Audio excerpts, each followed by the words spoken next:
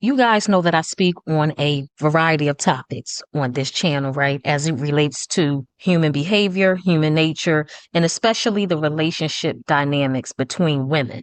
Y'all know I'm always speaking on that as far as envy, frenemies, competition, betrayal, all of the above, right? So I watched some videos on Melyssa Ford's podcast. Her podcast is called Hot and Bothered with Melyssa Ford, if any of you are not familiar with that. But I'm also certain that you guys are familiar with Melyssa Ford. If not, she's a former video vixen from the 90s. She's appeared in several videos. She's also had roles on TV shows. She's been in a few movies, and she also co hosts on Joe Budden's podcast. So she sat down, Melyssa Ford, she sat down on her podcast to have this beautiful, in my opinion, a beautiful, heartfelt discussion with her best friend of 20 years, former video vixen. Her name is Natasha Ellie. And Natasha Ellie, if you're not familiar with her, she's a former video vixen. She's also an actress, a model, and a producer. She produces movies. And so Melyssa pretty much started the conversation by asking Natasha to share her experiences in the music industry. But what I would like for us to unpack in this video is the discussion that they had around colorism, competition, and envy between women. Because for me, this was not only powerful, a powerful conversation that they had, but absolutely necessary for women to hear. It was beautiful, like just the transparency between both of them. So that's what I would like to unpack in this video today. So let me clarify. Melyssa asked Natasha to share her experience with colorism in the music industry. Let me make that clarification there. So Natasha, she said, colorism has been following me my entire life. Those were her exact words. So she's basically like, this is bigger than colorism just being in the music industry. That's just a sub world. That's just a microcosm of the macrocosm as far as her experiencing colorism, right? So she says, so even though colorism has followed her entire life, people have always wanted to be in her presence. People wanted to be around her. And like, I thought that was interesting too, because even though she's saying, yes, I did experience this. I'm a dark skinned woman. On top of that, she has an accent because she's Haitian. She's of Haitian descent. She's saying on top of that, people still wanted to be in my presence. People still wanted to date me, which isn't surprising to me because people are attracted to beauty, beautiful people, places, and things. And Natasha, she was fine in the 90s and she's still fine today. So this is not surprising that people still wanted to be around her and date her. You could tell that she takes good care of herself. Her skin looks hydrated and soft. Her body is toned and fit. Her teeth look nice and natural, all of that. She actually, to me, she resembles, if Nia Long and Garcelle Beauvais had a baby, that would be it. She resembles both of them, Nia Long and Garcelle Beauvais. So she's a beautiful woman. So that's unsurprising. That's why they have her in videos because she's aesthetically pleasing. And outside of her looks, she has a commanding presence. And you can't help but to be drawn to people who carry that type of energy naturally, right? Not performative energy, naturally. And it's easy to tell the difference between a woman who is performing for attention and a woman who just has it in her. Before she even opens her mouth to speak, you can feel it. You can sense it. If you look at Natasha in the 112 video Peaches and Cream, it was just a small scene, quick scene in that video. Even in that video, she wasn't forcing herself.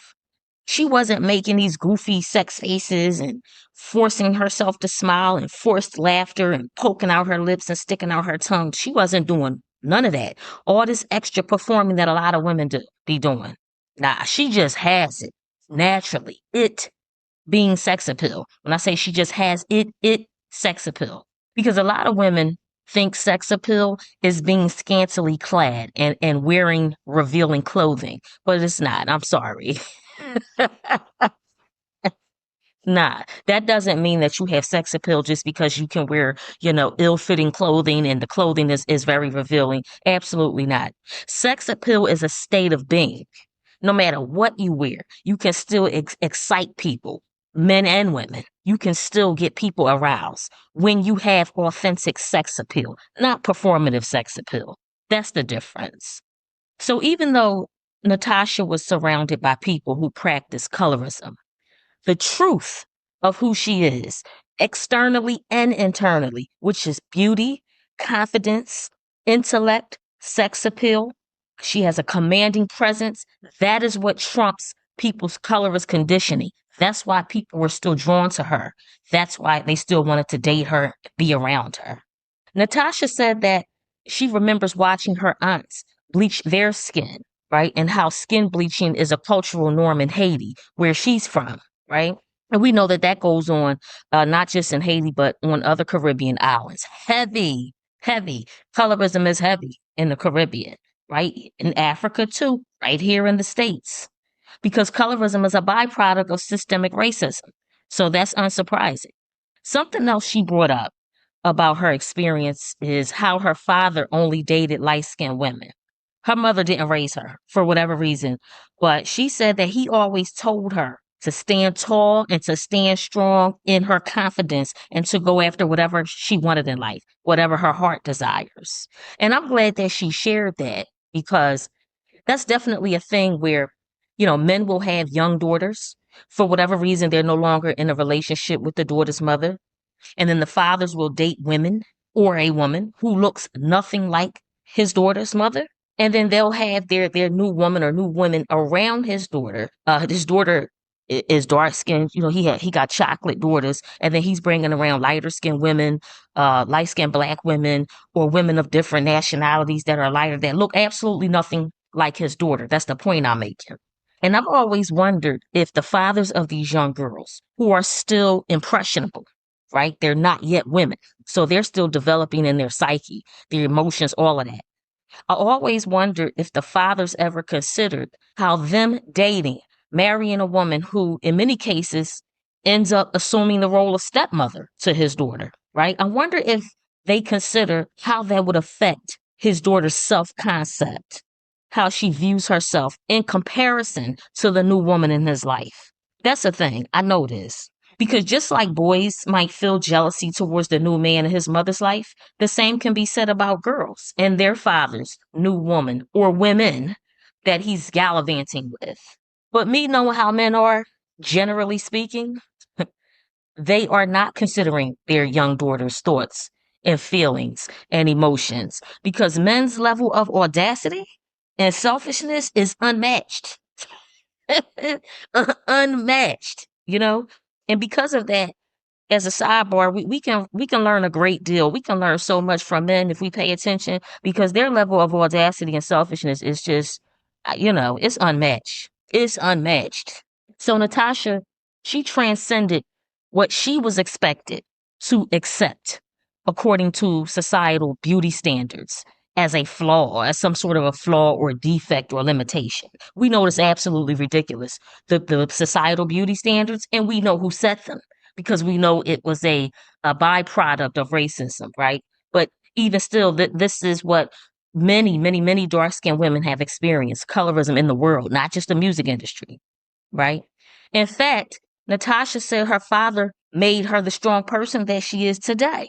And he told her to stand 10 toes down in who she is and for her to confidently go after any and everything her heart desires in life, right? Which is interesting because, again, she said that he was only into light skinned women, right? Her mother wasn't there. And she said, even though his preference was only light skinned women, she's dark skinned. All of her aunts, the women in her family, they were all dark skinned women. That didn't stop her from going after what she wanted in life, having a high self esteem, feeling good about herself, etc. So I was glad that she shared that, because I like to hear different women's experiences and their perspectives and how they viewed life, from their lens, right? And I'm grateful too for Melyssa creating a space where Natasha could share her experience as a darker skinned woman in the world and how she stood on her square and made life happen for her, not to her. And real quick, speaking of creating spaces, in my last video, I spoke about how women should mind their business and stop asking other women when they are having kids, telling other women why they shouldn't have kids, asking women why they had kids. Remember, I spoke about that in the last video. If anyone listening has not, please check that out. It's called Stop Asking Women When They Are Having Kids. Please check that out. It's very intrusive and meddlesome. And as it relates to Natasha, I also think it's inappropriate because I've seen this before, right? On the other app I be on. Also think it's inappropriate for lighter skinned women to insert themselves into spaces where dark skinned women are sharing their experiences with colorism and colorist people in general. I think it's inappropriate for them, like the lighter skinned women, to insert their opinions into that. I'm not talking about Melyssa, of course, because she's created the space for her friend to speak her truth. It's actually disrespectful, in my opinion, because even if your intention is not to be intrusive or dismissive of dark skinned women's experiences, even if you're not coming from a place of malice, there's a time and place for you to speak up and be quiet. Again, this is where the lost art of minding your business and the skill of learning how to read the room comes into play. So, it doesn't have to be that what the women are coming from a place of malice, or still, you have to learn how to mind your business and read the room. There's a time and place for everything. Sometimes it's not your place to insert your opinion on other women's lives and when they're speaking. Shut up. Just shut up. You know, I like to keep things light too, especially when we're speaking on topics that may be heavy or triggering. I think women in general are naturally curious. Speaking for myself too, of course, because I'm a woman. But when you lack self-awareness, situational awareness, I speak about that all the time. That curiosity can come off as intrusive, meddlesome, and dismissive, depending on the context. So you have to be careful that you're not just being annoying. you know? So Natasha sharing with everyone how her father instilled this unshakable confidence in her, despite him preferring light-skinned women. I mean, he's in her face with it, but despite him preferring light-skinned women as his romantic partners, that part of the conversation was actually the perfect segue into Melyssa's next topic of discussion with Natasha, which was Natasha's marriage proposal. So Melyssa says to Natasha, girl, I remember you showing this huge rock on your finger on social media. You were in this bikini on this beautiful beach in the south of France when this man proposed to you. And at that point, Natasha, it's all teeth, all her pretty teeth, just smiling from ear to ear, right? And Melyssa says, we've spoken before about competition and friendships, and that was never a thing in our friendship, nor have we been in competition with other women in our lane. Because remember, again, these they were video vixens, so I mean, it was beautiful women was a dime a dozen in their lane, in their world, a dime a dozen. So the competition was fierce as far as beauty and all of that, right? Melissa said, but the competition is one thing, envy is another. And so Natasha agrees with that. She says, yes, competition is one thing, envy is another, but envy is also dangerous. That part right there. Envy is dangerous. That part right there.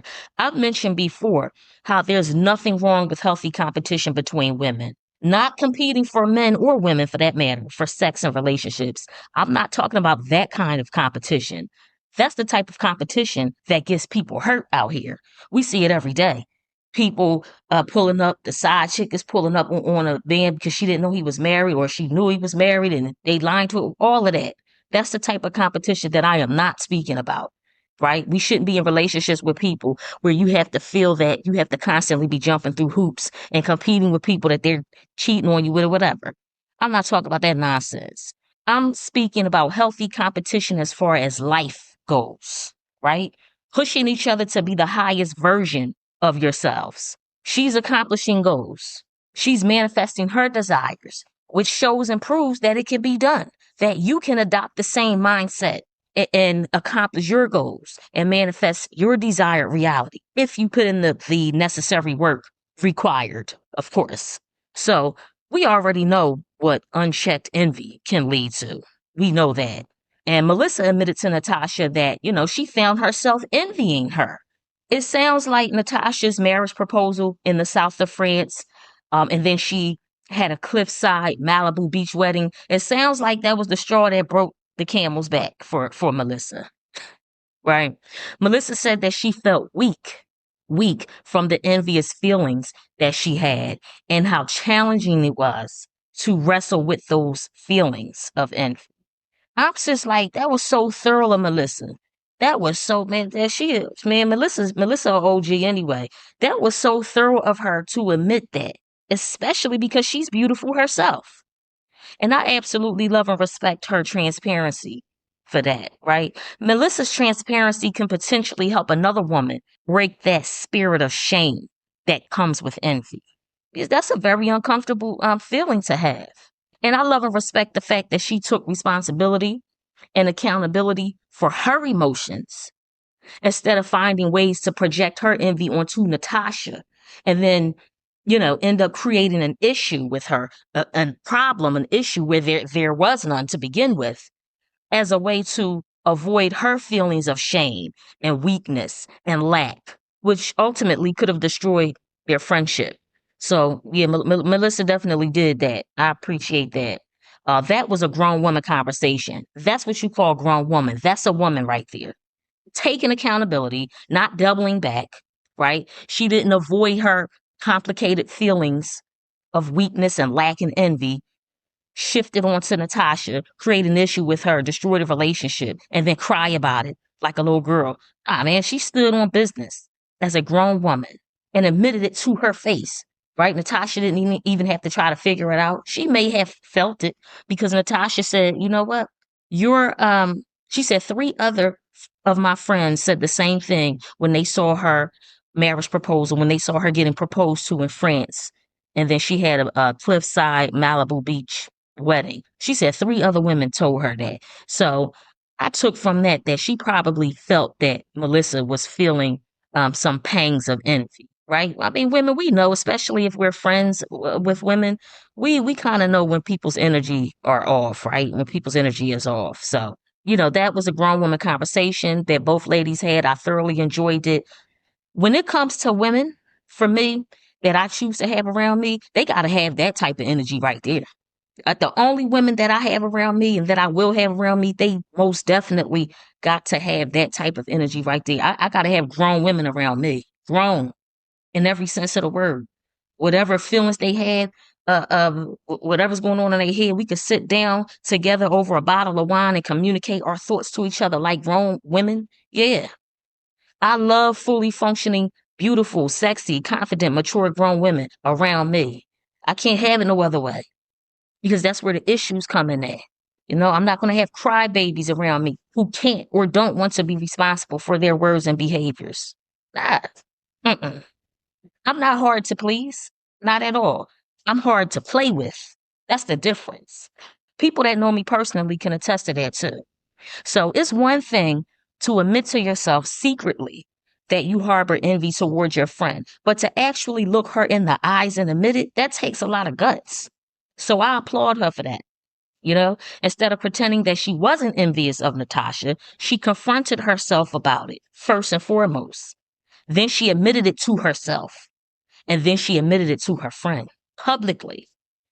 And I love that for her because envy is actually telling you about something that you value or desire in life. And in this case, envy told Melyssa that one of her desires is marriage, or at least companionship, someone she can cuddle up with at night, create and share memories together, travel with, have fun with. I ain't mad at her for that, for wanting that, you know? Doesn't matter what her lifestyle was back in the day when she was younger. I'm not mad at she's a human being. She's a woman. I'm not mad at that at all. So this conversation also showed the power of vulnerability, which strengthens bonds and friendships. It creates a space for empathy and grace. And what I like too is how her honesty allowed Natasha to decide in secret meaning her inner dialogue, her inner conversation with herself. Melyssa opening up, being vulnerable, admitting her envy, that allowed Natasha the space to see if she even wants to continue a friendship with her. If that conversation ever comes up with herself. I think it's all good between them two though. I could tell by the energy between them. I think it's all good, right? I think it's all good. How we as women handle each other matters. Any woman I consider a friend who I open up to and allow in my world, in my energetic field, she gets nothing less than tender love and care from me. That's just how I'm built. She gets nothing less than tender, loving care from me because I give that to myself. I'm a lover and a fighter. But the unfortunate truth is that if a woman doesn't handle her own self with tender, loving care, that includes being honest with herself about what she is feeling, envy, jealousy toward her friends, there's no way she'll be able to handle you with tender, loving care. Thank y'all for tuning in again to Tiffany Masika. Please don't forget to hit the like button. Peace.